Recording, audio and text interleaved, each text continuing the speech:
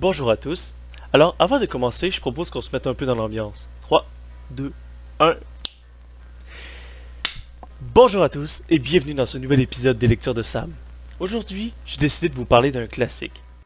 Mais avant de commencer, je voulais simplement faire une aparté pour vous parler de la bibliothèque du collectionneur, car cette vidéo n'est pas sponsorisée par la bibliothèque du collectionneur.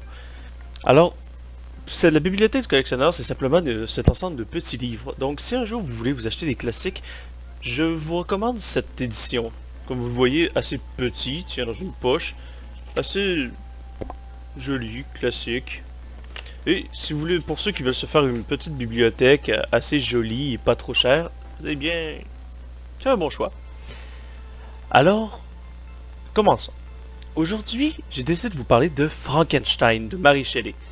Un grand classique, à l'époque, je voyais comme étant une histoire assez sans intérêt. Pour moi, Frankenstein, c'est simplement une créature une créature artificielle qui faisait peur à tout le monde. J'étais loin de me douter à quel point j'étais à côté de la plaque. Et donc aujourd'hui, je me suis dit que pour ce mois de l'horreur, ce serait intéressant de vous faire découvrir ce grand classique. Mais tout d'abord, Frankenstein, de quoi est-ce que ça parle? Eh bien, c'est l'histoire d'un homme qui se trouve en plein milieu de l'Arctique et qui va se faire recueillir par un explorateur qui était coincé dans les glaces. Et donc, cet homme va raconter à l'explorateur son histoire et comment il s'est retrouvé là. Cet homme, donc vous vous en doutez un peu, est Victor Frankenstein.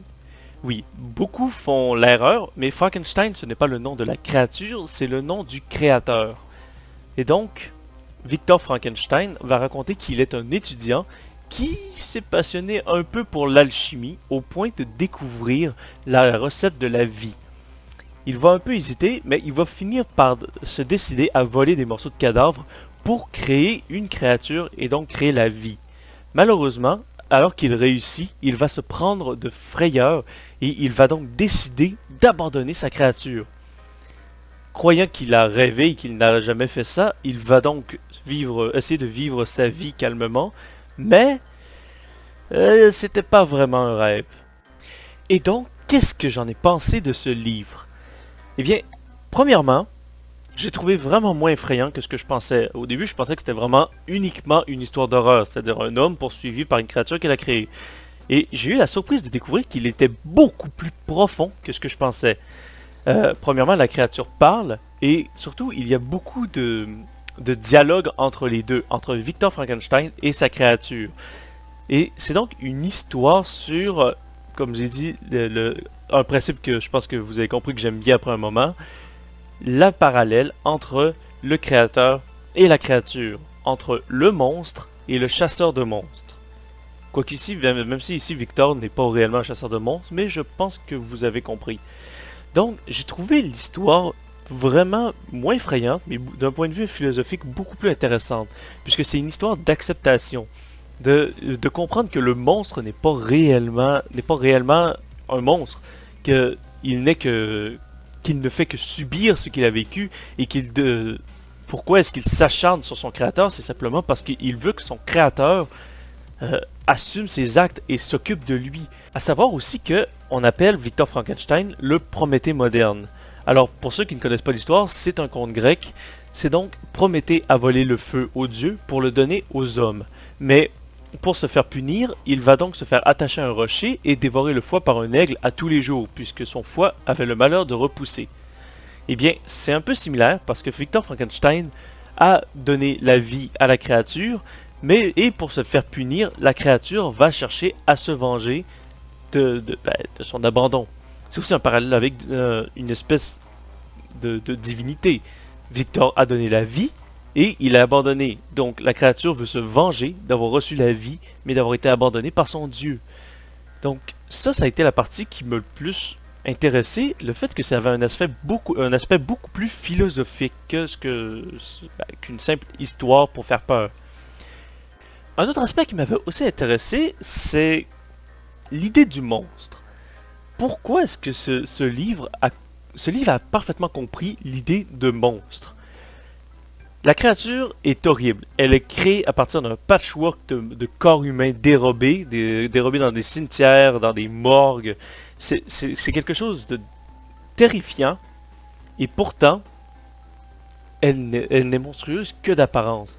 Puisque on se rendra compte vite, avec l'avancée du livre, on va se rendre compte que la créature est intelligente.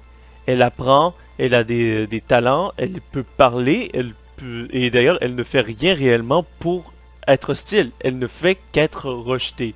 Alors que Frankenstein, lui, il a la beauté, il a l'intelligence, il est adoré de tout le monde.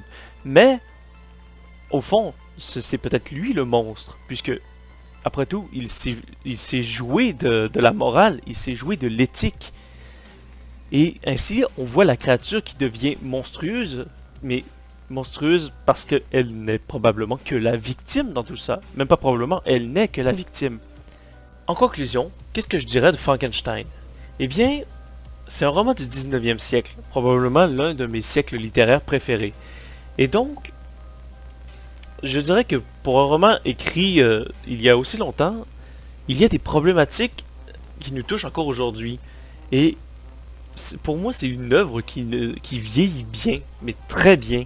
C'est une œuvre excellente. Si vous voulez un bon roman d'horreur qui est plus de l'horreur psychologique qui entoure son univers et qui nous peut faire réfléchir sur réellement la créature que l'on a en face, pas juste une créature étrange que l'on ne comprend pas, une créature que l'on cherche à comprendre.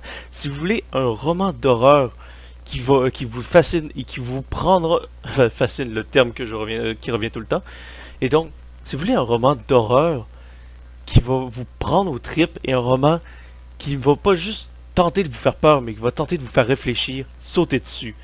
Je vous recommande fortement Frankenstein de Mary Shelley. Sur ce, je vous remercie énormément d'avoir écouté cette chronique et je vous dis à la semaine prochaine.